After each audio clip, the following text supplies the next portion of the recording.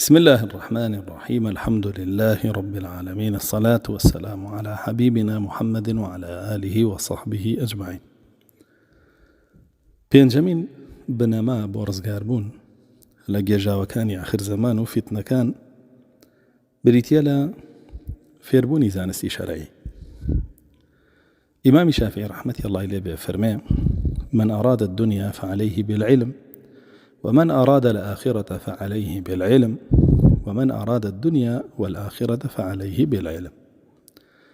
أفرمي كي دنيا بعد أزبقري بزانستي شرعية وكي قيامتي شيء بعد أزبقري بزانستي شرعية وكي دنيا وقيامتي بعد أزبقري بزانستي شرعية. والله براستي هيج زانستك لزانستي أو بابتانا قرنكترنية كقرآن لباريان ودوابة. هرشتك كقرآن لباري ودوابة وسنة رسول الله صلى الله عليه وسلم لباري ودوابة أو بابتانا وقضيانا قورترين قضية كان وزانستكان قرنكتريني زانستكانا. القرآن كلامي الله سبحانه وتعالى كلامك يهمي علمه ويفرمي أنزله بعلمه وما علم الله سبحانه وتعالى بويوداب زنداوة. ورسول الله صلى الله عليه وسلم فرمي أوتيت القرآن ومثله معه. والله سبحانه وتعالى فرمي وأنزل الله عليك الكتاب والحكمة، يعني كتاب سنة كما همي علم ودراوة رسول الله صلى الله عليه وسلم وهيج علمي لسروع علمونية. والله سبحانه وتعالى فرمي ولن اتبعت أهواءهم ببعد ما جاءك من العلم. أو علم بوتو ما نادو لدوام علم نكي دواي هوا وارزوي قاورو جولكو وامل لكفر كاني تربكي وهيج علمي لسروي علمي قرآن وسنة ونية. وعلمي قرآن وسنة هم لدنيا تبارز له فتنة وجيشة وكان ولا قيامتي شاب لبرزكان بيا بخشب وإمام شافعي أوافر من وبيقومان فتنة كان دوبشن ياخد فتنة شهوات ياخد فتنة شبهات كما لبشكي أم زنجيروانيا باسمان كرد. زانستي شرعي هردو جورة فتنة كتل دور خاتوا هردو كيت بيا ناسيني وبيشاند أدا چون خود ببارزي لهردو جورة فتنة وأقر بيت وزانستي شبيانة ببراسي دوشاري هردو فتنة كابي. رسول الله صلى الله عليه وسلم لو فرمودياك بس فتنة كان يا آخر زمانك وفرميه: بادروا بالأعمال فتنا كقطاع الليل المظلم يمسي الرجل مؤمنا ويصبح كافرا. باشان فرمي يبيع دينه بعرض من الدنيا قليل إلا من أحياه الله بالعلم. أفرمي إيوه كرداري خير بكن كرداري شاك بكن. طبعا كرداري جتاكو علمك بينا بيناتواني بكي أعمالي صالحة حتى علمك بينا بيناتواني بكي بيجوي فتنة كان بين دابارين بسرتانا. لو فتنانا يا كوكو بارت الشوي تاريخ ويا خلق بروش مسلمانة بشو كافر بشو مسلمانة بروش كافر به دينك يفرش بشكل دنيا إلا كسيق نبي دينك ينافرش بشكل دنيا. وفتنة كان نايقريتوا وبارز راوة بلوي كشو مسلمان بيروش كافر بيته وروج مسلمان بيشو كافر بيته كزانستي شرعي للاية بزانستي شرعي يعني خوي باراستو راي قرتوا ويبراستي زانستي شرعي هو كارا بوجيانوي إنسان كان سيرقي رسول الله صلى الله عليه وسلم لو فرمدا بجيان نابيبا والله سبحانه وتعالى لقرآن أبها ماشي وبجيان نابيبا كافرمي: ومن كان ميتا فأحييناه وجعلنا له نورا يمشي به في الناس كمن مثله في الظلمات ليس بخارج منها. فرمي آية أمدو كسيك سانا كسيكان وكو مردواب ويعني علم زانستي شرعي لا نبوة شارزان نبوة لدينك الله سبحانه وتعالى. دواتر الله سبحانه وتعالى أو زانستي وحية أو زانست شرعي ببخشيوه بهوي أووا إتر زين دوب وتوا وزانستكيمان بوكردو بنور كبرشاوروني بيداوة لنا وخلقيا يمشي به في الناس. إتر يمشي به في الناس ياخد بدعوة كردنيان ياخد بنصيحة كردنيان ياخد بخو باراستن لو جاو كفرو شركو قمرا يعني كما تيكوتون أمتيناك نوري بيه علمي بيه بنواني نار آيام كسيك سانا بكسيك وكو كيوايا كمن مثله في الظلمات ليس بخارج منها كسيك لنا قمرا كان نقم بوا وروتشوا وناتواني اللي دارسيا ورزقاري ببيه خودی فێر نەبوونی عیلم بۆ خۆی کەوتنە ناو گێژاوی گومڕاییەکانە. یعنی خودی فێر نەبوونی عیلم و پشکردنە عیلم ئەوە بۆ خۆی توش بوونە بە فیتنە. چونکە رسول الله صلى الله عليه وسلم فەرمێ من يريد الله به خيرا يفقهه في الدين. هەر کەسێ الله سبحانه وتعالى بيبێ تووشی خەیریکە ئەوە فێری زانستی شەرعیە بێ لە دینەکەی تێگا. کەواتە کاتێک کە تۆ نەدینەکەت تێنەگەشتووی کەواتە ئیرادەی خێرە پێ نەبووە، بەڵکو تۆ ئیرادەی شەڕە پێ بووە و تووشی فیتنە و ئاشوب بووی. و جەهل گەورەترین فیتنەیە بۆ ئینسان بەڕاستی جەهل گەورەترین فیتنەیە بۆ ئینسان و گەورەترین نیشانەی قیامەتیشە کە رسول الله صلى الله عليه وسلم فەرمێ بين يدي الساعة إن بين يدي الساعة أياما يفشو فيها الجهل. جهل تيايا بڵاوە بێتەوە ويرفع فيها العلم. علم تيايا هەڵەگیرێ. وێ بەڕاستی خودی کەوتنە ناو فیتنەی خەڵکی لە آخر زمانە هۆ کارەکەی جەهلە و نەبوونی عیلمە. بۆیە جەهل بۆ خۆی فیتنەیە، فیتنەیەکی گەورەی آخر زمانە و هەر کەسێ لێوەی نزیک بێ و تیایە بێ و بەڕاستی ناتوانێت ڕزگاری ببێ بە عیلم نەبێ و ئاگاداریش بن. جەهل کە بوو بە جەهلی مڕەکەب تۆ ناتوانی لێی دەرچی، چونکە جەهل دوو جەهلە. جەهلێکمانەیە پێوترێت جەهلی بەسیط کە ئەویش بریتە لە عەدەم العلمی بێ، شتەکە نازانێ و فێریە بێ دواتر ئەوە جەهلەکە لاچێ لەسەری. بەڵام جەهلی مڕەکەب بریتە لەوەی کە شتەکە نازانی باشە عەکسەکەی زانی و لە لای خۆشە زانایت. تۆ شتەکە نازانی عەکسەکەی زانی بەتاڵەکە زانی بەڵام بەتاڵەکەت لێ بووە بە حەق. ئەمە جەهلی مڕەکەبە. ئەمە ئەوەیە کە الله سبحانه وتعالى لێرە فەرمێ ليس بخارج منها. ناتوانێت ڕزگاری ببێ لێی، هەرچی ئەیامێنێتەوە هەتاوەکو ئەگاتە ناو گۆڕەکەی و لەوێ بەرەو جەهەنەمە ڕاپەنا بە الله سبحانه وتعالى. بۆیە بەڕاستی عیلم گەورەترین ویقایە و پارێزەری ئینسانە لە فیتنەکان و جەهل گەورەترین هۆکارە کە ئینسانەکان بەهۆیەوە بکەونە ناو فیتنەکان پەنا بە الله سبحانه وتعالى. ئیمامی ئەبوو داود فەرمودەیەکمان بۆ گێڕێتەوە لە بارەی با بڵێن فیتنەکانی آخر زمانەوە کە فەرمی ابن مسعود رضا و رحمەتی الله لێ بێ لە تەفسیری ئەو ئاەتە کە فەرمێ إنما يخشى الله من عباده العلماء. فەرمێ إنما العلم خشية الله. فەرمی ابن مسعود فەرمێتی بەڕاستی زانست بریتە لەوەی کە ترسی الله تێتا دروسەکە. چونکە الله سبحانه وتعالى فەرمێ کێ لە ناو عەبدەکانی اللهە لە الله ئەترسێ ئەوانەی کە زانان. وەیە کە زانستە پێ نەبوو لەبارەی ذاتی الله و لەبارەی ناو صیفاتەکانیەوە و لەبارەی فعالەکانیەوە و لەبارەی شەریعەتەکەیەوە ئەو بەڕاستی ترسی الله نابێ. ئینسانیش کە ترسی الله تیا نەبوو بەرەو هەموو گومڕاییەک هەنگاوەنێ، بیر لەوە ناکاتەوە کە عاقبەتی ئەو گومڕاییە الله لێ تووڕاکە سبحانه وتعالى و بۆش دووچاری سزا بێ. وێ بەرەو هەموو گومڕاییەکە ڕوە. بۆ ئاگاداری خۆت بە. بەڕاستی جەهل دائێکە دەردێکی کوشندەیە. الله سبحانه وتعالى زیاد لە 50 جار باسی جەهلەکە لە قورئانە بە هەموو زاراوەکانی و لە هەر 50 جارەکەیە زەمی جەهلەکە لە هیچیا جەهل بە باش نازانێ. واگەر دیقەت بی لە باسی توشبوونی ئومەتەکانە بە شیرک و کوفر و ئەو بابەتانە هەمووی سەبەبەکەی چی بووە؟ جەهل بووە. حتا موسى عليه السلام کاتێک کە قەومەکەی داوای لێکەن گوێرەکەیان بۆ دروستکە بیپەرستن پیانە فەرمێ ئینەکم قەومون تەجهلون، ئێوە قەومێکی جاهلن، بۆیە داوای شیرکەکەن و بۆیە تەڵەبی شیرکەکەن. و بینی ئەو فەرمودەیەشی کە ئەبی واقیدی لەیثی گێڕێتەوە کە ئەفەرمێ ئێمە داوامان کرد رسول الله صلى الله عليه وسلم دارێکمان بۆ دیاری بکە چەکەکانمانی پیا هەڵواسین وەکو چۆن موشریکین دارێکیان هەیە چەکەکانی پیا هەڵەواسن بۆ تەبەڕوک. ئەفەرمێ رسول الله صلى الله عليه وسلم فەرمووی ئێوە هاوشێوەی قەومەکەی موسا کە داوایان لەو کرد بە هەمان شت داوا لە منەکەن، یعنی ئێوەش بەهۆی نەزانیتانەوە داوای ئەوەکەن. وە بیواقیدیش خۆی فەرمێ ونحن حدثاء وعهد بالكفر، ئێمە تازە مسلمان بووین، علمێکی وامان پێ نەبوو، زیاتر جەهلمان هەبوو،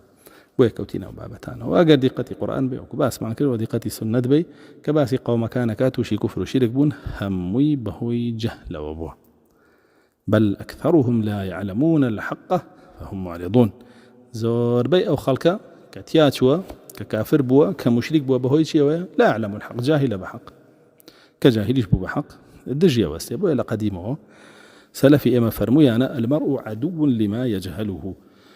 ئینسان دوژمنە بۆ هەر شتێ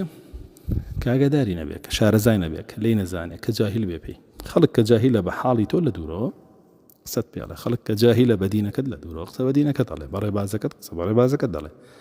جاری وا هەیە خەڵک ئەوەنە جاهیل و نەزانە بەرامبەر بە قورئان تۆ لوبی قورئانی پێڵێ کۆڕۆکی قورئانی پێڵێ ئاەتی پێڵێ وەڵێ وانییە ڕەتیەکاتەوە زۆربەی کێشەی خەڵکی ئەمڕۆ جاهیلبوونیەتی بە قورئان و سنت کاکە بە قسەی هیچ کەسێ مەکە وەرە ئەگەر ڕاستەکەی قورئان و سنت بێنە بیکە بە پێوەر ئینسانەکانی پیا بناسەرەوە فیتنەکانی پیا بناسەرەوە ئەهلی فیتنەی پیا بناسەرەوە ئەهلی کوفر و شرکی پیا بناسەرەوە ئەهلی نیفاق و فیسقیتی پیا بناسەرەوە ئەهلی تەوحید و ئیمانیشی پیا بناسەرەوە ئەهلی ئیسلام و طاعەشی پیا بناسەرەوە بەڵام تۆ وا ناکەی یعنی ئێمە کاتێک کە باسی شیرکی دیموکراسیەکەین بە ئایەتی صریح باسیەکەین بە ئەحادیثی صحیح باسیەکەین ئەو ڕەتیەکاتەوە هەر دیموکراتیەکەی پێی ئیسلامە کە ئێمە باسی شیرکی با بڵێن تاغوتی بۆکەین بە ئایەتی صریح بە فەرمودەی صریح بە ئەقوالی سەحابە تابعین زانایانی پێشین ئەو ڕەتیەکاتەوە ئیلا تاغوتەکەی پێوەلی ئەمرە کاتێک ئێمە باسی شیرکی قبر پەرستیەکەین بە ئایەت بەڕوونی بە حەدیث بەڕوونی کابرا ڕەتیەکاتەوە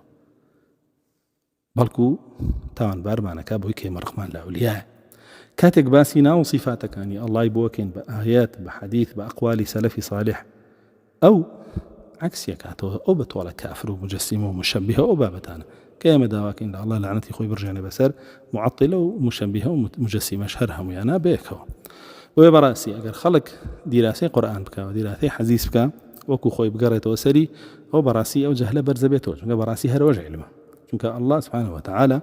بفرمي برسول الله صلى الله عليه وسلم من بعد ما جاءك من العلم ئەوەی بۆت هاتووە علمە ئەوەشی بۆ ڕەسوڵ الله هاتووە چییە قورئان و سنەتە تاو وەرە دیراسە بکە بچۆرەوە بە ناویە تێی بگە کاری پێ بکە ئێمە هیچ کێشێکمان نامێنێ ئەمڕۆ خەڵکی کە تۆ باسی ئەم جۆرە کوفر و شیرکانەی بۆکەی بە نەسوسی ئاەتی قورئان و بە نەسوسی حەدیثی ڕەسوڵ الله صلى الله عليه وسلم ڕەتیەکاتەوە ناهەوێ قبوڵیکە لێ دوەرناگرێ ئەمەش معنایەوەیە کە وردە وردە ئەم عیلمە بەرزە بێتەوە لەناو خەڵکیان نامێنێ ورسول الله صلى الله عليه وسلم هو كاركشي باسك يعني بوتشي علم برز بيتو لنا خلق انا منه و خلق ابو خوي توشي جهل بيوت ياجي لفرموديك هكيك لها فرمود عظيم كان زوج جارج بستوتانا رسول الله صلى الله عليه وسلم فرمي ان الله لا يقبض العلم انتزاعا من صدور الناس الروايات كثيرة من صدور العلماء الله سبحانه وتعالى زانست برزناكاتو نايقريتو ولا خوي بەشێوەیە کە لە دڵی زاناکانە دەریبێنێ ولكن بقبضهم بەڵام بە وەفاتکردنی زاناکان هەر زانایەک وەفاتەکە بەشێک لە عیلم لە ناو خەڵکیان نامێنێ وەکو ابن مسعود فەرمێ يكون في القبيلة عالمان يموت أحدهما فيموت معه نصف العلم ويموت الآخر فيموت العلم كله أفرمي جاري وایە لە ناو هۆزێکی گەورەیە دوو زانا هەیە یەکێکیان ئەمرێ نیوەی زانست لەگەڵیە ئەڕوات ئەوی کەشیان ئەمرێ تەواوی زانست لەگەڵیان بۆیە رسول الله صلى الله عليه وسلم نەمانی زاناکان و وفاتی زاناکانی بە بەرزبوونەوەی زانست باس کردووە لەم فەرمودەیە فەرمێ حتى لا يبقى عالم تاوای لێ هیچ زانایەک نامێنێ ئەو وەختە چی اتخذ الناس رؤوسا جهالا خەڵکی پرسیاری لا دروسە بێ کێشە و مەشاکی لێ بێ ئەگەڕێ کەسێک بدۆزێتەوە جوای پرسیارەکەی باتەوە کێشە و مەشاکیلەکەی بۆ حەلکە خەڵکێکیشی زۆری ژەیە حەزی بە خۆ دەرخستنە حەزی بە پلەپایە حەزی بە پارە و سەرۆت و سامانە حەزیەتی بگا بە حەزە جنسیەکانی لە ڕەگەزی بەرامبەر وێمانە دێن چیەکەن وا خۆیان دەرەخەن بۆ خەڵکە کامان عیلمیان پێ واتوان جوابیان بنەوە واتوان دینیان فێرکەن وێ بەم ڕۆژگارە بینی یعنی کۆمەڵێک داعی پیاو کە کەوتونەتە گومڕاکردنی ژن و پیاو بێکەوە کۆمەڵێ داعی ئافرەت لە تۆڕە کۆمەڵاتەکان لە تیکتۆک پیابوون کە ئێمە گلەیمانە کرد هەندێک لەو داعیانە بەچەو عەباشەوە یعنی هەنێشتیانە کرد بە دڵمان نەبوو و بە شەرعیمان نازانی قسەمان لەگەڵە کرێ سامان بەڕووتی هەر بە جلوبەرگێکی بێشەرعیەوە دێ کوفرت بۆ حەڵاڵەکە لە بڕۆ بەشداری جەژنی کافر و مشریکەکان بکە و یەک کێشەت نییە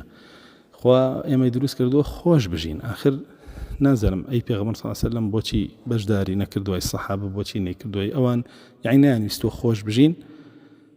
یعنی هێشتا ئەو مەخدورە و يعني عجایب قسەکانی باشە خەڵک زینای بەلاوە خۆشە یعنی بڕوا بیکە خۆش بژی خەڵک مەشروبی بەلاوە خۆشە بڕوا بیخواتەوە خۆش بژی خەڵک کوفر بکە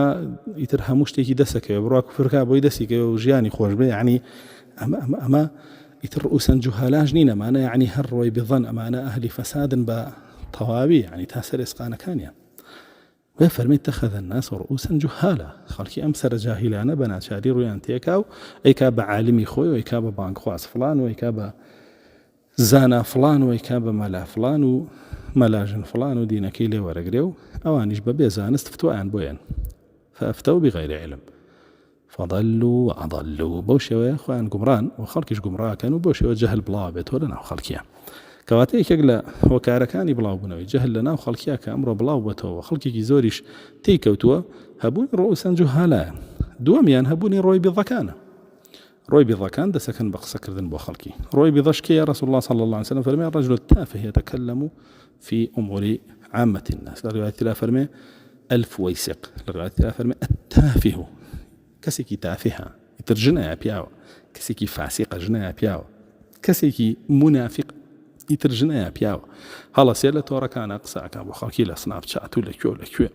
سەدان مەنەسە هەیە لە تیکتۆک و لەکوێ ئەمە قساکە لە کاروباری گشتی خەڵکیە قساکە لە تەوحید و ئیمانیانە یعنی بە کەلیمەیەک کەسانێکی زۆر دوایەکەون تەوحیدەکەی خۆیان هەڵەوەشێنەوە بە وشەیە کەسانێکی زۆر دوایەکەون تووشی کوفرە بن تووشی شیرکە بن زۆر تەبیعی بەلایە ئەمیش زۆر ئاساییە بەلایە مویمۆیان قسە بکە ئەیتر بۆ شێوە فەرمێ خەڵکێکی زۆر بەرەو جەهەنەمە بە ورسول الله صلى الله عليه وسلم ما جيدا كالدجالون كذابون بيابن دجال دروزنا كان كزور زورن دجالون بجمعي هنا كذابون روي بضعين شد ورؤوسا جهالا رؤوس هرب جمعي هنا انت ما شاكي منافق عليم اللسان بنكيراي هنا بويكا اما جبي بو زورا وعنش زورا بن يعني سيركي ائمه الضلال أجهل بجمع يعني أمانهم يا ابن الربارو بيشاوي خلقيو برو جهل يعني بنو أو خلقش بداخو برو جهل كارو لو رجع وتوشي كفر شركة بيو وبو خوي أجاشي لخوينيا أمر خلقي كزور بهوي بأجابوني لدينك يوا كفري ليكراو بإيمان إيماني ليكراو بتنروي شركي ليكراو بتوحيد توحيدي ليكراو بكون برستي خلق بأجابو لدين جاهل بو بدين أو وقتا أتواني هرشي قمرائية ليبكي بدين وكخلق زانستي شرعين خويند وشار زينبو أو وقتا روي بضكان بلي حقي خويانا دينا قسا كردن وأو وقتا رؤوس جهالة كان يشبه مانشي وبلي حقي خويانا دينا قسا كردن وبناو خلقيا تاريانا بي درسيانا بي قروبيانا بي بلي بيجيانا بي بەڵێ ژووری تایبەتیانە بێ خەڵکێکی زۆر لە خۆیان کۆکەنەوە بۆ بەرژەوەندیەکانی دنیای خۆیان بەکاریان هێننەوەیش بێئاگا لە حاڵی خۆیان و هەتاوەکو لە جەهەنەما بەخەبەرە بنەوە لە جەهەنەمیشە کە بەخەبەرە بنەوە سوودیان پێناگەێنێ يعني لو يرجع بعضهم إلى بعض القول يقول الذين استضعفوا للذين استكبروا لولا أنتم لكنا مؤمنين دسكن بمناقشة وسردنشتي أكتر كاتي أخوانا بينه لجهنم ئەوانەی کە لە ژێرەوەن بچووکەکانن بە گەورەکانیان ئەڵێن کورەیەوە نەبوونە ئێمە ئیماندار بووین ئەوانیش پێیان ئەڵێن وەڵا پەیوەندی بە ئێمەوە نییە خۆتان کەسانێکی موجریم بوون دیسان پێیان ئەڵێن کورە ئێوە شەو و ڕۆژ قسەتان بۆ کردین و هاتن و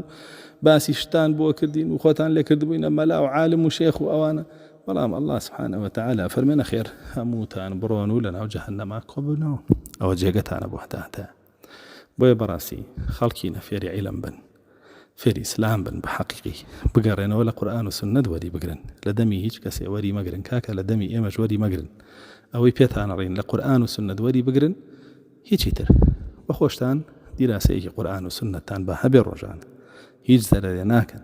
با لەگەڵ ئەو شەپۆ لە جەهەلەی کە بڵاو بووەتەوە نەڕۆن دواتر لەگەڵی ڕۆشتن ڕزگارتان نابێ حتا وەکو ناو قوڵایی جەهەنەمە ڕۆن ئەو وەختە هیچ کەسێکیش بە کەڵکتان نایە لەو کەسانی کە گوێتان لێگرتوون و لەو کەسانی کە کردوتان بە پێشەوە ئوسوەی خۆتان تەنها پێشەوە کە لە قیامەتا بخوا رسول الله صلى الله عليه وسلم لقد كان لكم في رسول الله أسوة حسنة ئێوە تا کە پێشەوە هەتان بێ رسول الله صلى الله عليه وسلم کە بە کەڵکتان بێ بۆ دنیا و قیامەتتان بۆیە ئاگادار بن لە خوا بترسن ڕۆژانە دیراسەیەکی کەمی قورئان و سنەتتان با هەبێ بۆ شێوە پارێزراوە من لە فیتنەکان بە ئیزنی الله سبحانه وتعالى لەگەڵ ئەو جەهلەیان ناڕۆن کە